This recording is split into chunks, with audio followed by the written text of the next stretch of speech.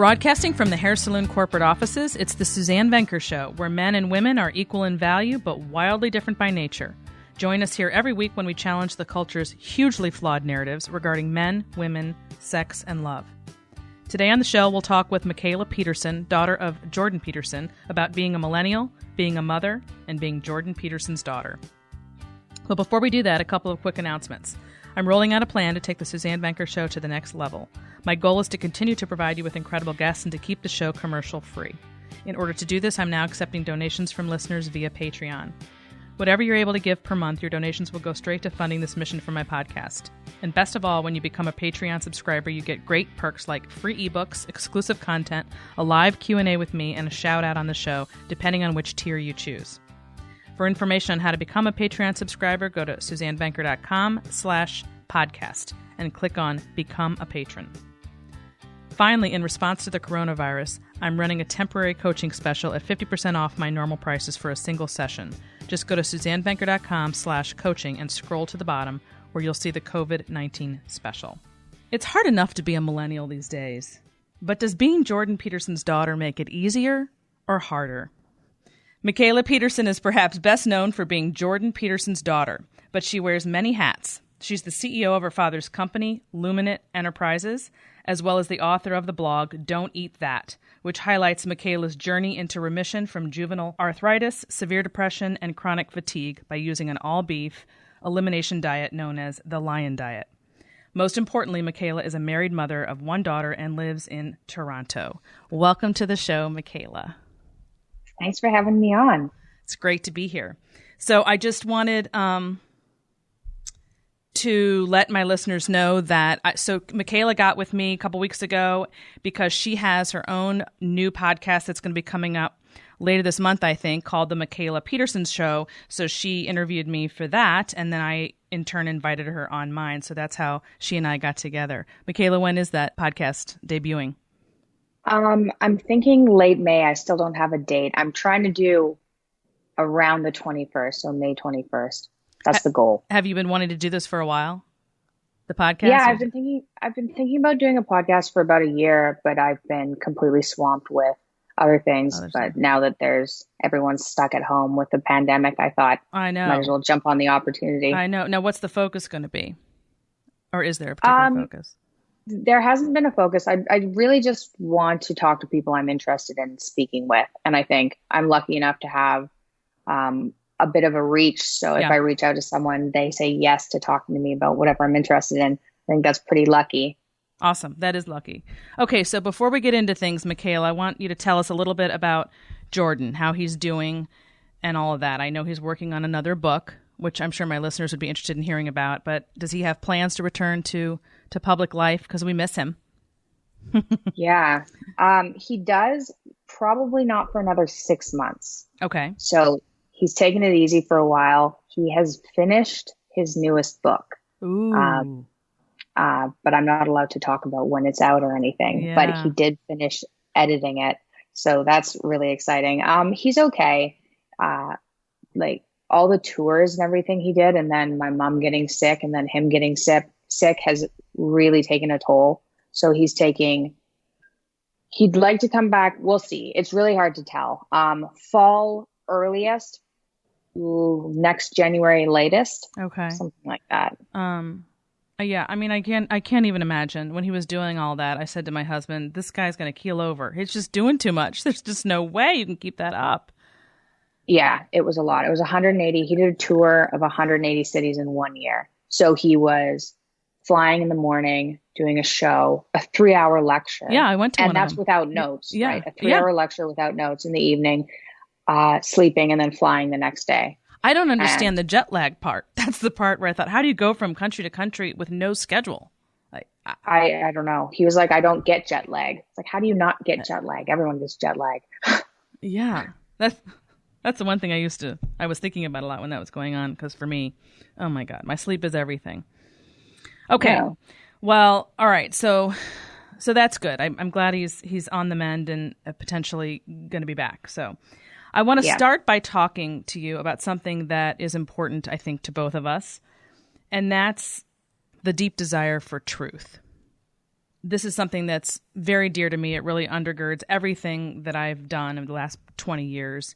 And as you know, truth tellers are very opposed to political correctness, or to being politically correct. So let's talk about that subject. It seems like you might have a leg up in this department being Jordan's daughter. And I'm wondering how that has affected you relative to your contemporaries in particular, because I think that's really fascinating, especially because you're a millennial. And I should back up real quickly and say that you are 28. Is that correct? Yeah. Okay, 28 years old. So you're right at the tail end. I think millennials are now 25 to 40, something like that. So you're sort of at the tail end. That interests me, that whole political correctness. So did you grow up, with a keen understanding of what that is and why it's not a good thing? Or is this more recent in your adulthood, or how did that play out for you? I don't think I started to be aware of what political correctness was until probably university. So first year university, I definitely had issues with it. It was starting to infiltrate my university courses, and I wasn't particularly interested in learning. Well, I didn't know what it was, but it didn't feel right. Yeah. Right. Right. It just didn't feel right. It didn't have a name. It had a feeling, not a name. Yeah. Yeah. It wasn't obvious, at that point exactly what it was. I think it was closer to 2000 I read your book. I read your book when I first went to university, The Flip Side of Feminism. And that would have been 2011 or 2012. Yeah, that's when it came out. 2011. Yeah. I bought a whole bunch of books. Like, I had this feminism in all of my courses. Of course. Of course. It's no longer just women's studies. Yeah. And I was like, why is this happening? Why is it here? It was in things like, I was taking classics and I was reading Homer through the feminist lens. And I was like, I don't want to be doing this. This isn't what I was interested. I'm paying for this course and I want to learn about Homer. So I bought a bunch of books, and one of the books I bought was, your book, which I really enjoyed. But yeah, it wasn't that obvious, I guess, probably till 2013 or 2014, when people started talking more about it being called political correctness. And it was just basically how to not offend people, right? Yes, yeah. Right. Or assuming you know how to do that, right? I thought a lot about how to really define this for people in a way that's just very simple. And to me, all I just come up with is basically saying that which is not true, just to make people feel good. I mean, that's what it is. That's really good. Yeah. And an even simpler way of saying, lying. You call that lying. That is.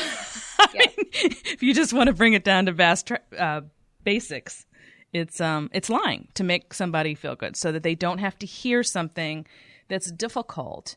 In which case, you are not doing them any service at all. You're making yourself feel better. Really, that's what it's about, is making yourself feel like a good person, but you're doing it at their expense because you're not telling them the truth. And I'm not good with that. That's what drives me. And I first experienced it when I was a teacher way back when. So I'm interested in how that experience of yours then gelled with your dad's rise, where he was at the university and didn't partake. The very first thing that happened that began his whole journey, where he was fighting against that dictate about telling, that you have to use certain pronouns or whatever. Where did that come in? Were you guys talking about political correctness and saying things like, this is crazy in your own home prior to this happening to him?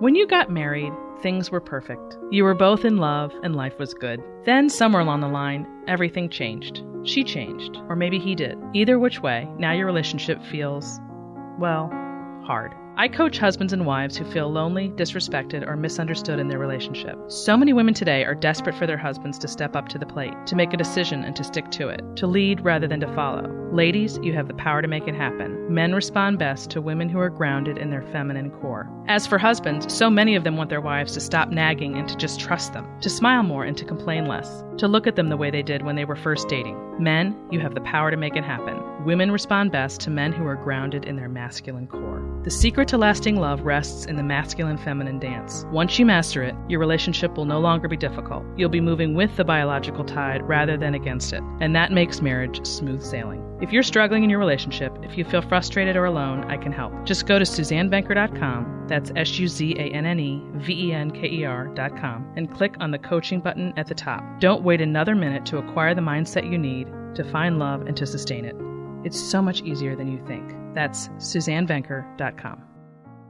Were you guys talking about political correctness and saying things like, this is crazy in your own home prior to this happening to him?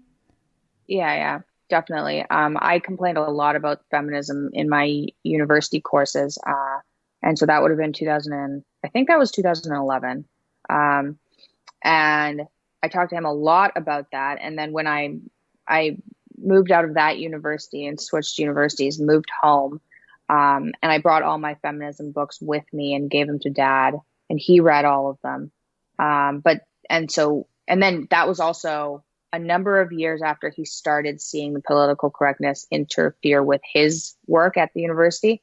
And he noticed it in HR departments, slowly putting guidelines on how to behave and what to talk about.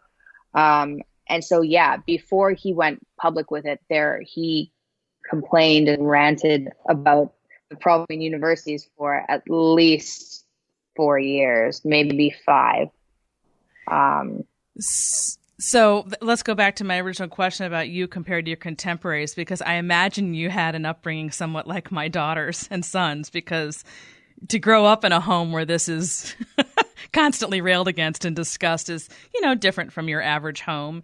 And it's been interesting for my daughter because she's not really a conflict-oriented person, and she doesn't really get into get on her soapbox about anything, but she definitely has a leg up in terms of information, that's for sure. So again, going back to my question about your contemporaries, how do you differ from your contemporaries, or do you, with respect to this issue, thinking outside the box, I'll to say, I went to an art school in high school, and so that was very politically correct. But like I said, the whole politically correct thing wasn't a big deal when I was in high school. It really started when I went to university. And then, yes, I was alienated from my peer group, but I also had friends that were on the same side as me.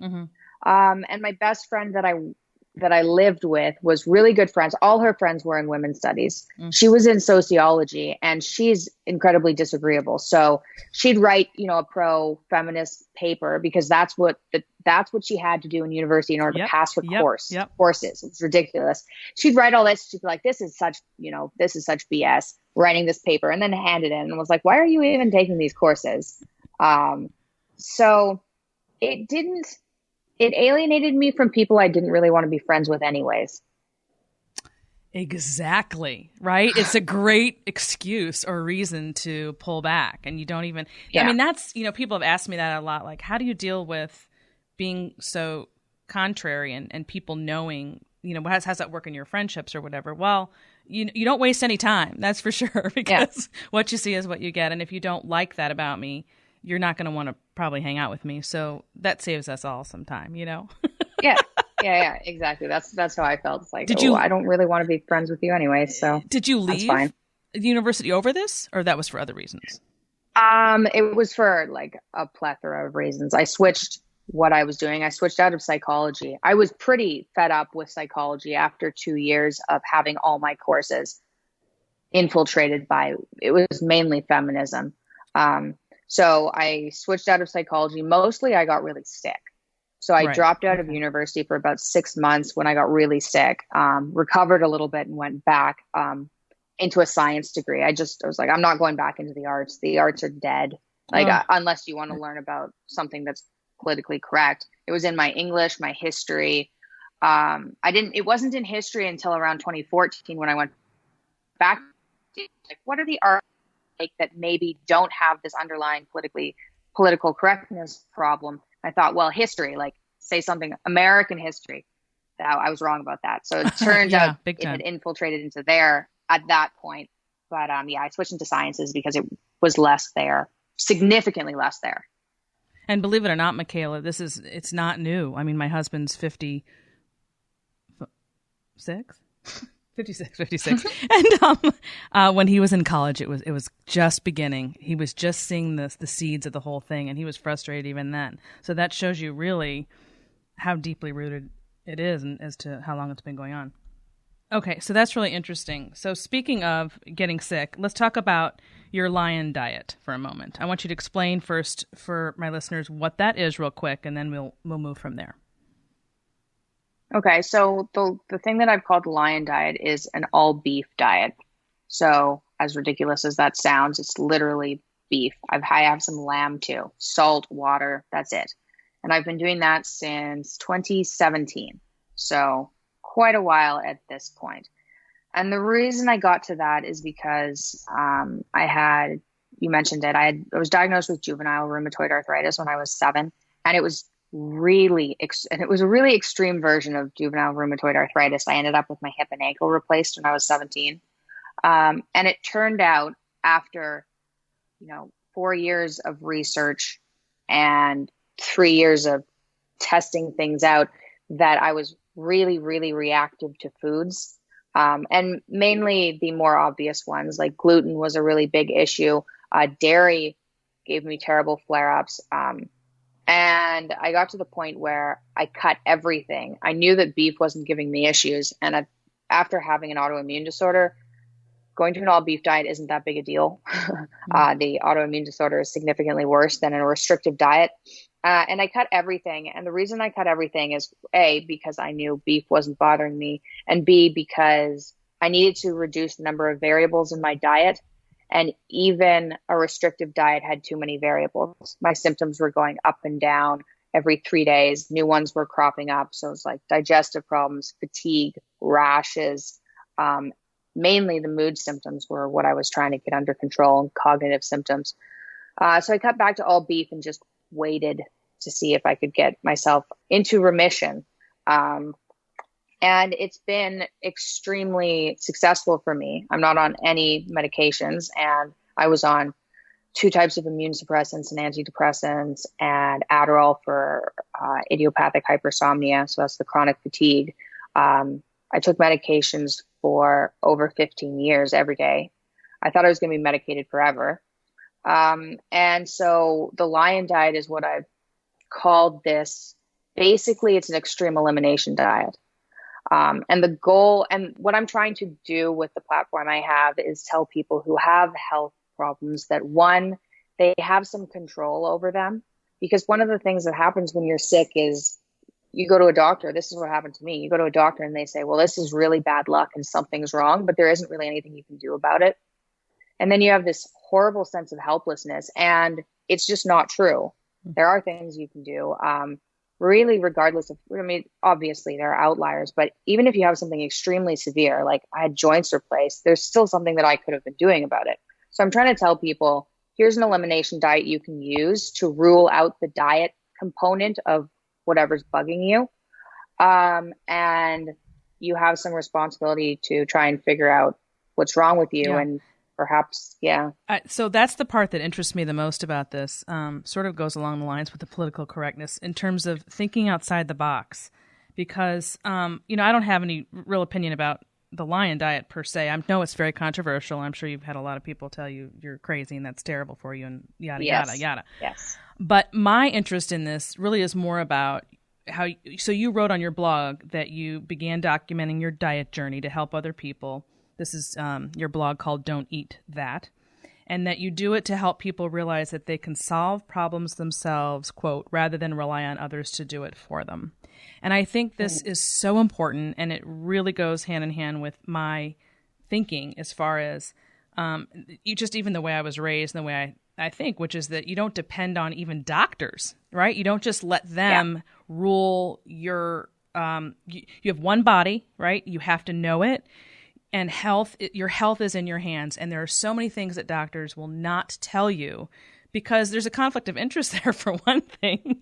Majorly. They want to be needed, right? And they have their thought processes and you have yours, but it seems to me that you're really big on getting people to know their own bodies and read them and do for yourself what you can. So for example, there's a lot of problems that people have that obesity will completely get rid of if they're not overweight, but doctors won't tell you that. They're not going to look at you and say, look, you need to lose 100 pounds or whatever, and then these problems will go away. Because first of all, that doesn't serve them at all, because they want to think you have a bigger problem maybe than you do, that they can help you solve.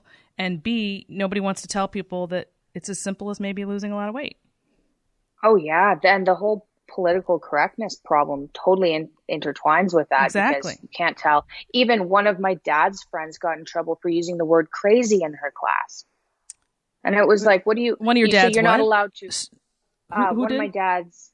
Student? One of his... No, his friend. She's a psychologist at a university in Toronto. Oh, and she was teaching her class and she used the word crazy?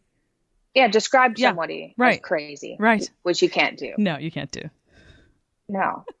So I don't it's hard to tell people, or how are you supposed to talk to people about their health if you're not allowed to use descriptive words? I cannot think of anything. I seriously cannot think of anything that bugs me more than this issue. It's so funny because my whole, my work has all been about fighting feminism and being pro-family, and yet an even bigger issue is really this, because that's sort of an offshoot of this. It's not telling the truth for some other damn agenda that is not at all helpful to you. So your life is basically being ruined so that they can get their needs met for whatever that is. It's just wrong. It's messed up. Yeah. And if you're quiet about it and you go along with it, you're just as bad as them. You have to be able to tell your kids, your friends, whoever, tactfully so and in the right environment, the truth, not necessarily unsolicited. It depends on the relationship, obviously. When someone asks you a question, do you want to know the truth and solve it, or do you just want to be told pretty talk? That's not helpful. So no. Yeah, that's what the thing about your diet and how you've taken it into your own hands to figure out an answer, and encouraging other people to do that, so that they're not just, they're just trying something that they wouldn't otherwise be told to do, and just seeing how it works so they can think for themselves, essentially, right? Yeah. And ideally that at least gets people into the mindset that they have some control and like what to look into. Because I was always looking into things, but kind of my main reliance was doctors. And it was a complete paradigm shift when I was like, oh no, I have to research. And sometimes there are things, just because they're a doctor doesn't mean that they know best, that just totally changed my outlook on life for a very long time. Yes. Yeah. My mom I grew up with my mom. Every medical problem that she and my dad would have over the years, she had stacks of books, stacks and stacks. And she literally studied it as though she might as well have gotten a PhD in these different things. Well, exactly. That's what you have to do. Yes. So to see that growing up, even without talking about it, is such a modeling in terms of the way you think that it wouldn't dawn on me to go to a doctor and say, yes, doctor, whatever you say, doctor. Okay, I'll do what you say. No. Yeah. And you were lucky, right? Yes. I grew up and it really was, some things, my parents got hit with a kid who was diagnosed with an autoimmune disorder and couldn't walk very well when she was 7. That was rough. It was like, whoa, we have no idea what to do here. Let's go to the specialists. So then for my whole life, it was, here's a problem. Let's go to a specialist. And it wasn't until I was 19 and I'd gone to a bunch of specialists for some skin problem. And I had one specialist tell me it was my fault, that I was doing it. It was a rash. It was that I was doing it to myself. And I was like, okay, this is enough. I need to start looking at scientific articles. And I wasn't old. I was 19. And that's when I started. But it wasn't until I was 23 when I came to the diet conclusion and got off of medications that it really changed the way I thought. It was I need to tell other people that they need to do some research. Definitely. Oh my gosh. Well, that's awesome. Okay. So then we're going to shift gears now, and let's talk about the news media. One of my favorite topics. That's fun. That is fun. So I've listened to a few of your interviews, and it sounds like you were a little bit green, as I once was, originally when you didn't understand the nastiness and corruption of mainstream news outlets. Yes. So tell us about your experience with them when your dad rose to fame so quickly, because I saw the very huge disconnect between what the media was selling to the public about your dad and then what your dad was saying was his experience out on the street, and how those two just didn't match at all. Yeah, that was weird. I was always reading, there's a newspaper called the Metro, and I was always reading that on the way to school, and it has, celebrity gossip and whatnot. Reading it, thinking, oh, well, those are interesting stories. That's just must be a portrayal of what actually happened. And then Dad's, Professor Against Bill C-16 YouTube video went viral, and he started being in the Metro. But what was in the Metro wasn't actually what was happening in real life. And I was like, oh my God, if they're doing this to my dad, then how many of the things that I've read in the last 15 years just aren't accurate at all? And then it was like CNN and BuzzFeed News is a terrible one, but it was everywhere. Everywhere he was mentioned, and there was something that was just completely wrong. And I was like, oh, it's every news source. That's scary. Really scary. Considering I hadn't thought about that at all. So all of a sudden you're like synapses, you're like, wait. And then you go back and think about everything you've ever ingested from the media and start freaking out that you might be wrong about all this stuff, right? Yes, that's exactly. I had that experience with doctors, and I had that experience with media. Never been anything else. A lot. It's a lot. I was originally going to title this on my site, the interview with you, Thinking and Living Outside the Box. I've sort of changed it since then, but that was my first thought when I thought of this conversation, because I didn't know how else to encapsulate everything we're talking about, because it really does have one general umbrella, and that is thinking and living outside the box rather than according to the status quo and what you're told to do. And I just think, and we could get into a whole conversation about coronavirus, which we don't have to, but this what's currently happening now is just a huge study in human behavior and how the vast majority of people are like sheep, right? And they're not, they just read a headline and go with it. And then that person tells the next person, then that person tells the next person. The next thing you know, we're all doing this thing, but we have no idea why. Well, I'm not, but some of us aren't. Some of us aren't doing what we're supposed to because we're supposedly, we're bad, right? You're bad if you don't do what you're told. This is the answer, and this is how it should be, but there's no digging. So unless you dig for that information yourself, you are basically just sheep. Yes. Yeah. It's hard for people too. It's a lot easier being a sheep than digging. Way easier. It's easier, but it also, one of the things I've been learning more recently is when I was younger, I used to think about things logically, make lists, write pros and cons, and try and reason instead of kind of listen to my gut. And I don't want to, and since I've gotten older, I've realized if I'm in a situation or something and I get viscerally uncomfortable, that's something I should really pay attention to. And I think that's something that happens when people are around people who are politically correct that they ignore. So they think, okay, I'm physically uncomfortable right now, but this is the right thing to do, isn't it? And so instead of thinking with their body, they just think in a different way. And I used to think that was better because, you can write lists and logic out scenarios, but I've learned since I got older that I'm actually pretty good at judging situations based on how uncomfortable I am. And that's something to really pay attention to. That's a very good guideline. Really good point, Michaela. That's good. So it's a sign, right? It's an indicator. It's like, hello, pay attention. If you're uncomfortable, you don't have to stay that way. There's an answer for this. You can figure out a way to get that answer rather than just, because I know so many people who will just, you can see them thinking, you're in a conversation and you can see they disagree, but it's in their face, it's in their eyes, but they're frozen.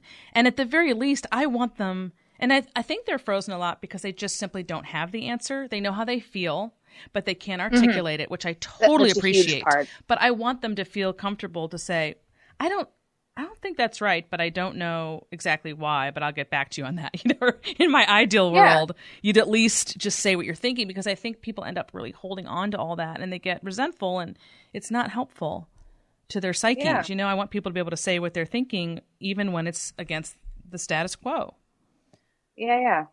Yeah. And it sounds like I always considered that, those feelings that I would get, I always considered that kind of hippy dippy. And I was just like, well, that's not right, because I can think better than I can feel. But it turns out that that discomfort that you get in situations that, maybe somebody's lying to you and know that they're lying to you and you don't exactly know how to articulate it. It would be better if people could say, you know what? No, I don't agree, but I need some time to write out my thoughts. Exactly. And think about this before I can get back to you. Yeah. But this doesn't feel right. So I'm not going along with it. Yeah. We're going to switch gears again and talk about my favorite topic. You had a recent post on Facebook, which you put next to a picture of your lovely daughter, Scarlett, who is how old? Almost 3. She's going to be 3 in August. Oh my gosh. That's an awesome age. 3 is great. Yes. Yeah. So I love what you wrote. You said, quote, "The idea nowadays that women should have a career first, wait until it's literally biologically more dangerous to have children, and that children ruin your lives is total malarkey. If you're in your 20s as a woman and you want kids, that is, and in big all caps, normal and healthy. Don't let the morons tell you otherwise." End quote. Yeah, I did. Yeah. And it's funny. It's so interesting to me to look at I swear I can't believe, I feel like I just gave birth yesterday. I just cannot believe it's been 20 years since I had my first. And I can be in your space where you are right now with a 3-year-old like that, like just in my head. I feel like I was just there yesterday. So I know how strongly the pull feels to speak out and to say these things that you're recognizing pretty much only after the fact, right? And I get that. And so I have a real big disconnect between people who are able to receive the kinds of things that I talk about with this issue in their 20s versus their 30s, because they're so much more receptive in their 30s. But I know you're referring here to the biological clock, which of course you're right. But there's another aspect of this conversation that your dad has addressed, and that's the obvious shift in priorities that occurs for most women between around 20 and 30 years of age. Let's listen to him just for a minute. What's the relative importance of career and motherhood in the typical woman's life? I'm 55, and I've been working with men and women my entire life, and I've watched this, and it's quite obvious. It's like at 19, it's all career. By 30, that's just not the case. It's not the case. I don't know if I've seen a single woman who I didn't think had a psychological problem, who hadn't seriously flipped in their attitude towards the balance of family and career by the time they were 30. And then you see lots of women who at 40 haven't had kids and perhaps wanted to, and that's not a pleasant situation. I was talking to a woman who is about 39, a professional woman, attractive, well put together, competent, well educated, successful in her profession, unmarried, in a relationship with an older guy, but unmarried, and desperate to have a child. She said no one ever talked to her about the fact that she'd actually want to have a family or encouraged her to think about doing that. It was as if it wasn't within the realm of possibility that one of the things that she might have the ambition to do would be to be a mother. And that's just not acceptable. So I have to tell you, Michaela, of all the things that Jordan has, discussed or did discuss during his time there out in the media, that wasn't the only time he talked about that. I've heard him several times talk about that. That's the one that got me so into him because it's so rare. I mean, first of all, you just flat out, I've been saying this for years. You don't hear this loud enough in a vociferous manner like that. And you certainly don't hear it in the news media with the women because they're not going to tell you that. And I've gone up against those women over the years on this issue. And I believe that it takes somebody who's, got that big and could say it that loudly to get people to hear. So I'm wondering, did you grow up getting this from your mom and your dad? What he was basically talking about there, so that you always were, again, thinking sort of outside the box than other women, or how did that go down? I think so. I mean, I grew up, I would assume so. I was told, definitely get a university degree and you want to get a job, but you're going to want to have a family. So that's always been there. Being a stay-at-home mom was extremely encouraged. My mom stayed home with us. So yes, that's been around throughout my life. What wasn't around though was, have kids younger. That was me. Like I knew when I was, probably late teens. Well, I wanted kids. I always liked kids. I wanted kids young because I knew the whole biological clock thing. I knew it was going to be easier when you were younger. And I thought, well, then when your kids leave home, you're going to be young enough that you can still have a life.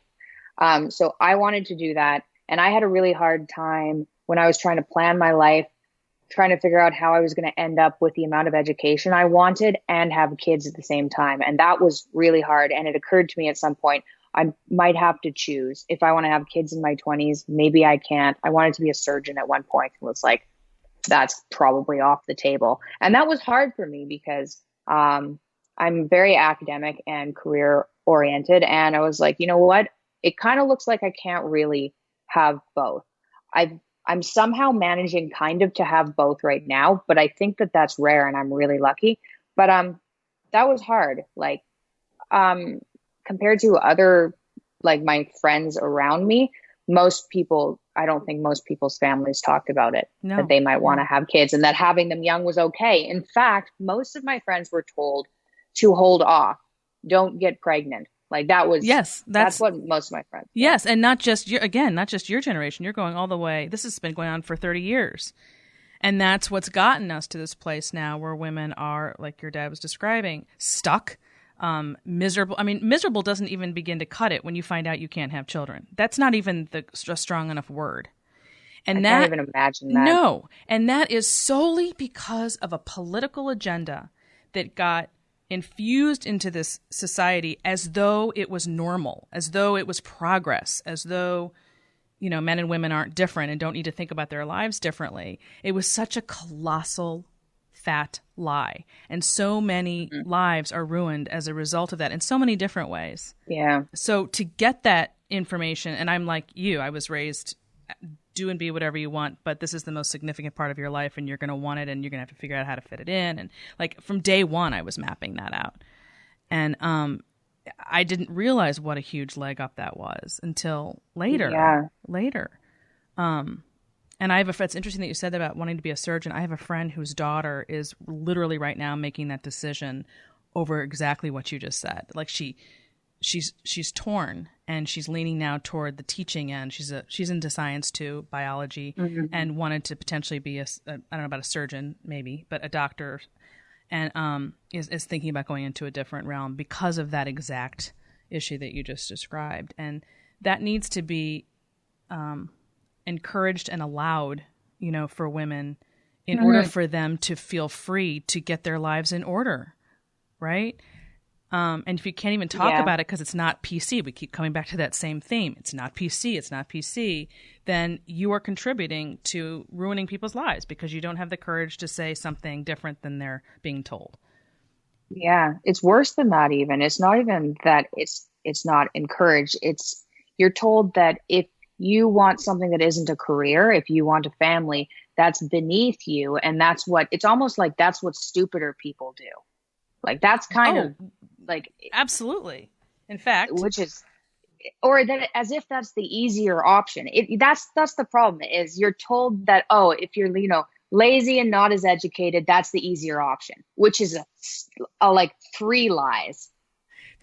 And you can see how the young women who are getting degrees in these huge numbers, that really would screw them up because they really believe that, I either can be smart or I can do this other thing. The idea that you can be smart and be at home for X amount of years, that you can jump out and still be that intelligent, vibrant, whatever woman, it isn't one or the other. You absolutely don't have to give up your anything to be to spend those years at home with your kids. And I don't even just mean just on those early years, just being a mother in general. I think the idea that it holds you back as opposed to quite the opposite. And you just wrote and so I want to talk about that because I noticed that on Instagram you wrote something that's just today or yesterday to that effect. I want to read it because I think it's really powerful and I think it gets to the heart of what we're talking about.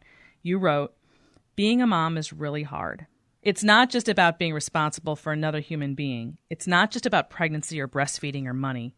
It's about learning how to navigate relationships. It's about figuring out when you're wrong and how to fix it so that you don't pass your bad habits on to another human who doesn't deserve them. It's about dealing with your past so that you don't project it onto your kid's future. It's about negotiating with your partner so your home isn't toxic to be in. It's really, really, really intense. It's also about your kid's first smile and laugh and the entirely new emotions you feel that you don't experience until you have a kid. It's about giving up some parts of your hedonistic life so you can take part in something bigger. Imagine if that were the message that young women got ad nauseum instead of the one that they get. I mean, think about the encouragement and the excitement that would come along with that. It's just mind-boggling, right? And who's going to say that in such a loud way where it can be heard? Because all the messages that women get are coming from mostly the universities and media. And you certainly can't rely on the women there to tell you that, because, of course, they believe something very different, don't they? Yeah.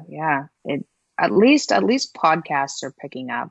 Like people, I think, I don't know. It's hard for me to tell now that I see what mainstream media is really like. I have a hard time not seeing the other side. So because I know about the intellectual dark web and listen to certain podcasts, it's hard for me to tell if that information is more available than it was for me, 5 years ago, or if that's just what I see now. Do you think people have an easier time seeing the other side now that there's other forms of media available like podcasts? Oh, I absolutely do. The difference between you and me, I mean, our age, obviously, but also you came at this sort of reversed. You started with the dark web, right? And with your dad and like that whole alternative media.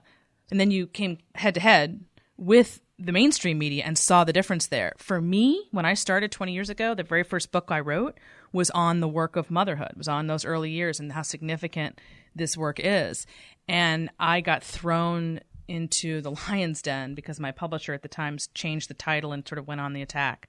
And the mommy wars were a big thing at that time. So I was reamed. I mean, that's why I was saying I was green at the beginning of this podcast, because I was on CNN. I think CNN was my very first interview ever. Ooh. And the explanation, that's another thing about watching your dad, like with the Kathy Newman interview, or really any interview, especially with a woman, when the topic is feminism. It's like I was in that seat, I can feel it. And unfortunately, I didn't do nearly as good of a job as he did. But I know what that feels like, and it's so maddening. It's a deliberate attempt to twist and to turn and to make you out to be this crazy person so that your message comes through. And until you're really skilled in that, and it took me, I mean, I'm obviously much better now, I hope, but back then I did okay, but it was just shocking. Just shocking. Like I knew they weren't going to be on my side per se, but I didn't understand the extent of the corruption, and how it was really the bias at that time. I don't know if you ever remember the book Bias. It was called just Bias by Bernard Goldberg. And that came out the same year my first book did. And so that was simultaneously going on where the whole concept of liberal media bias was becoming into the mainstream America. They were understanding it in a way. I knew it because of Phyllis, my aunt's experience with the media that's being projected right now in Mrs. America. I don't know if you're watching that. Oh, no, I am not. Yeah. That's a whole thing. Interesting. Yeah, on Hulu, and it's, that's another conversation. But anyway, so I knew about media bias from that, but I didn't understand it until I was thrown to the wolves. So your question was, yes, the last 5 years of alternative media has been just an enormous boon for this issue. I mean, we are in such a different place than we were 20 years ago. So you're right. Yeah.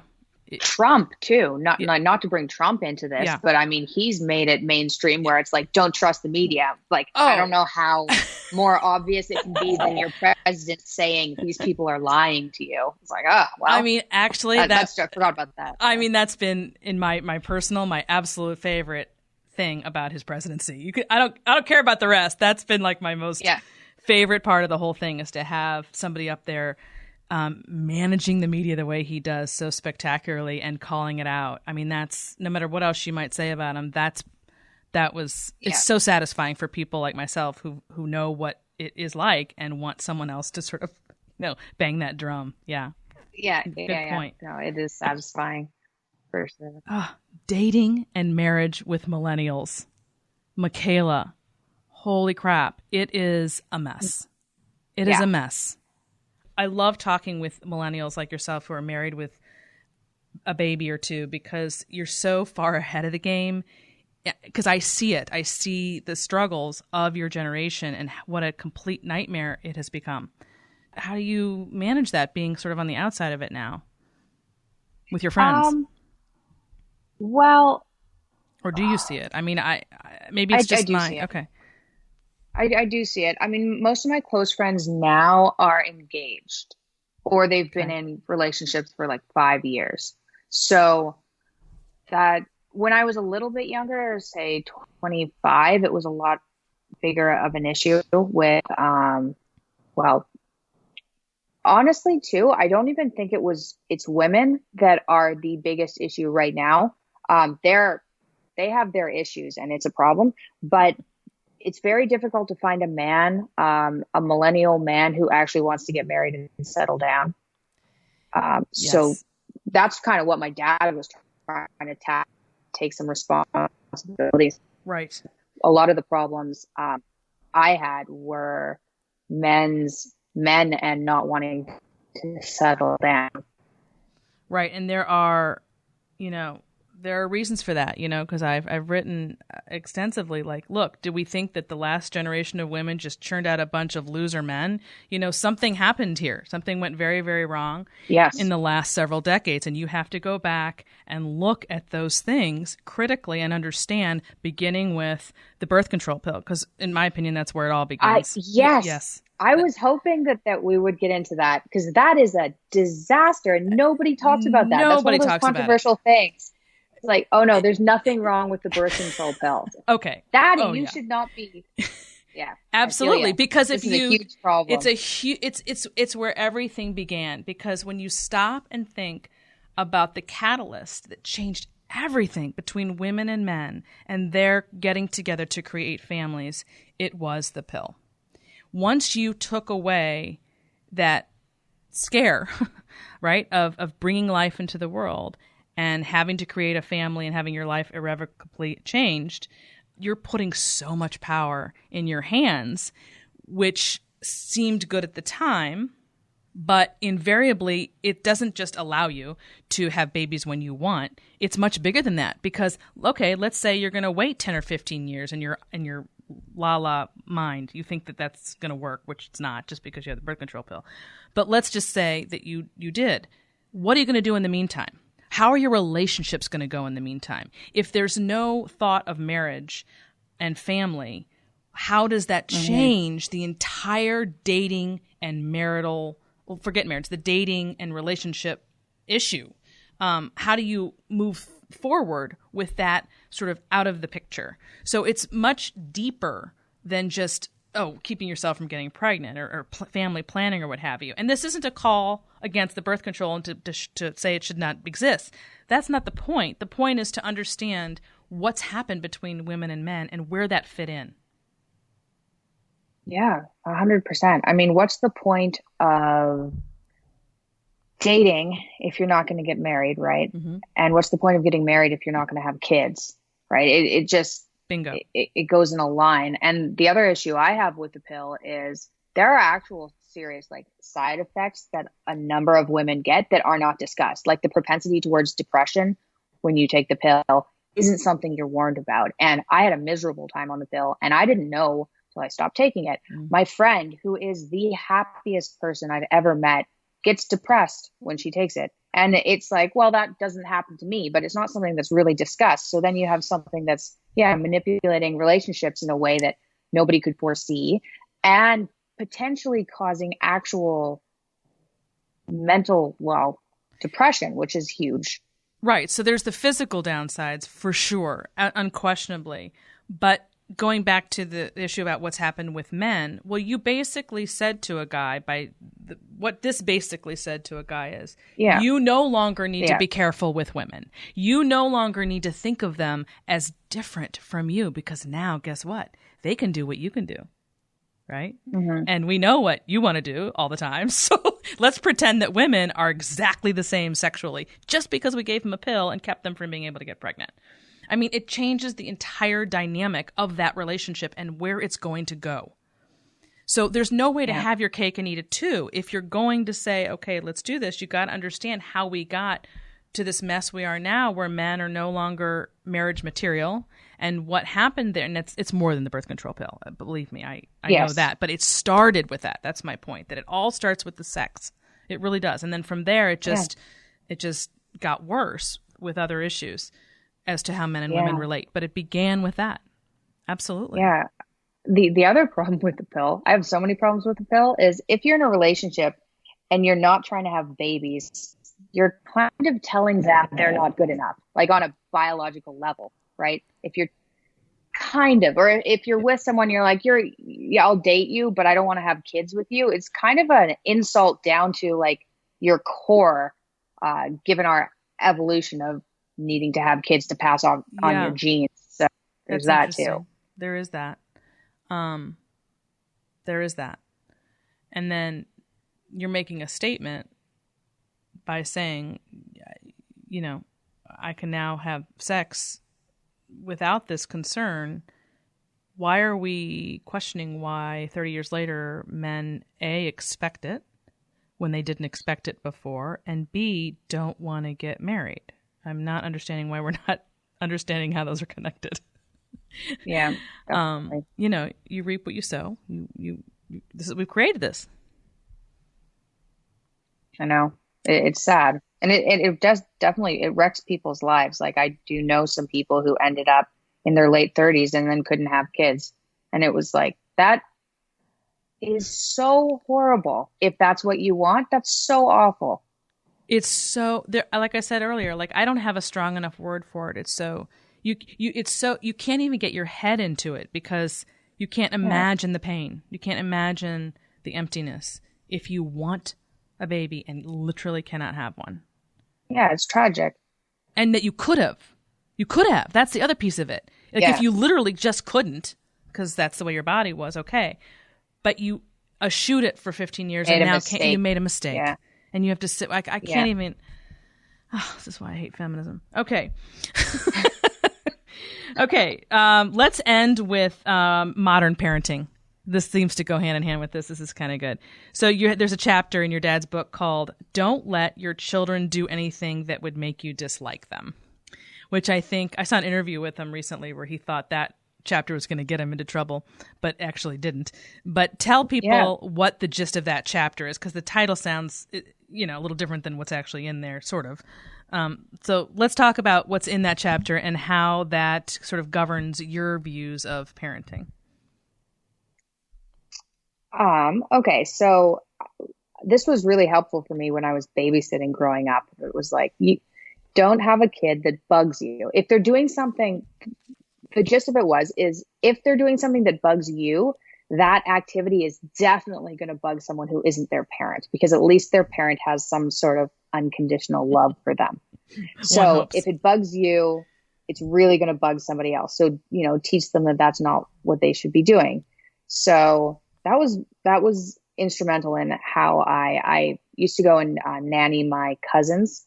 Mm-hmm. And if they did annoying things, I was younger, if they did annoying things, you can explain to a kid that they're being annoying and that they have to stop doing that, because people will be annoyed and then not like them and they won't want to be friends with them if they continue to be annoying. So it's kind of taking some of those ideas into how you raise kids. And then you can also enjoy being around your kid if they don't bug you all the time. Like if they're going around hitting a pan with a spoon constantly, right? Don't let them do that if it makes you dislike them, because that's cruel.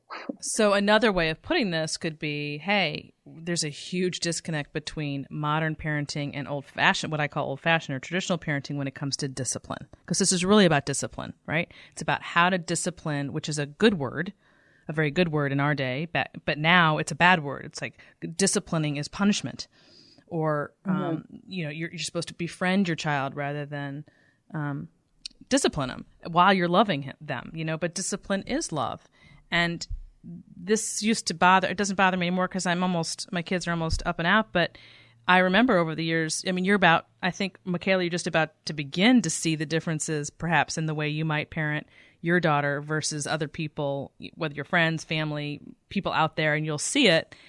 And you're going to go on with that for the next 10 years. You can't help but notice it. And sometimes it does affect you because, let's say, they get to the point where they're having a playmate with someone else's kid, right? And that parent isn't going to do what you're going to do. And it's going to make you crazy because you have to decide, do I step in? I used to have a rule that people sort of know that if they were coming over to our house to play, I treat the other kids like my own, right? So I would, quote unquote, discipline them, if you want to call it that. I would treat them exactly the way I treat my own kid if they're in my care. But if everybody was there and the moms were there, because I used to do a moms group, then I would never, ever, if the other parent's there, because that's their job. But then if they don't, you have to just sit there and be quiet, and it is so hard. Yeah. I had, oh my God. Well, we flew back from Russia with my dad, and there was this kid on the airplane who was probably 7, and it's a 12-hour flight. So, good for you for being good for 12 hours. But he was walking around, he was just being a brat.